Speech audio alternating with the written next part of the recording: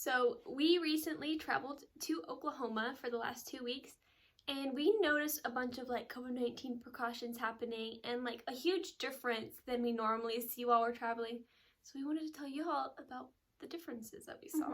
So first off, when we flew to Oklahoma, the masks were mandatory, but a lot of the people did wear masks.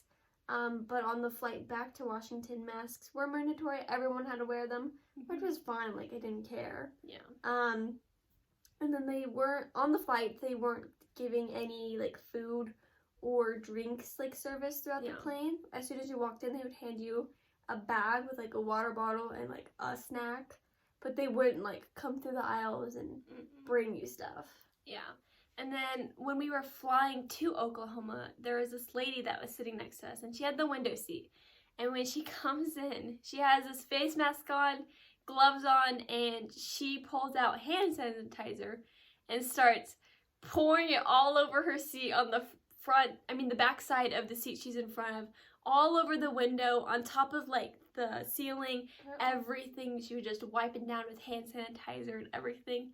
It was kind of funny. It was like, okay, whatever. And then also on the planes, when we first flew out there, the plane wasn't full. Like, a majority of it was full, but they would, like, space people out so that it was still considered, like, social distancing. And you could request to move seats. So if you're, like, in a row of 2 or 3 and you didn't feel comfortable sitting next to someone and there was open spots, you could request to move somewhere else. Yeah, farther away from people.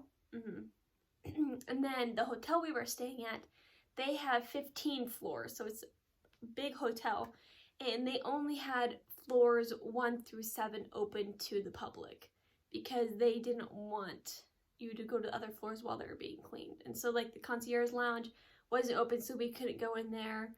The pool and the gym wasn't open to the public yet, and they even had, like, a spa area that they hadn't opened yet, or restaurants. None of the restaurants were open. Nothing was open. There was no maid service. Nothing.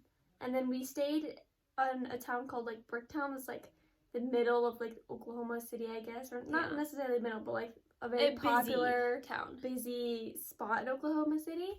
And normally it's, like, very jam-packed there. But when we went, it was empty. There was like almost nobody there.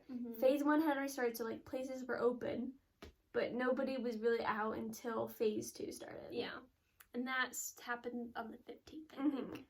And so when we went to restaurants, we kind of had to figure out which restaurants were open, but the ones that were available for sit down. Right, but the ones that we would go to, they only had half the capacity or less than half available to the public for you to go sit at, and all the waitresses had masks on. You couldn't use the same cup, so if you wanted a new drink, like another drink, they'd bring you a whole nother cup. They only used paper menus that they would throw away after you used. And then one restaurant actually had like a little scan code that you would scan on your phone, and you could look on the menu on your phone, which I thought was so that they cool. wouldn't like waste paper. Yeah, which was kind of cool. And they had like tables like labeled that you can't sit there, and they would have like caution tape. And make sure that every like table was like 6 feet apart from like another table. Yep. And a lot of the things were open. As a few days ago before we left, the malls were open, and some movie theaters were. Some movie theaters were open. Yeah, not many, but some were. Yeah. So it was kind of like nice.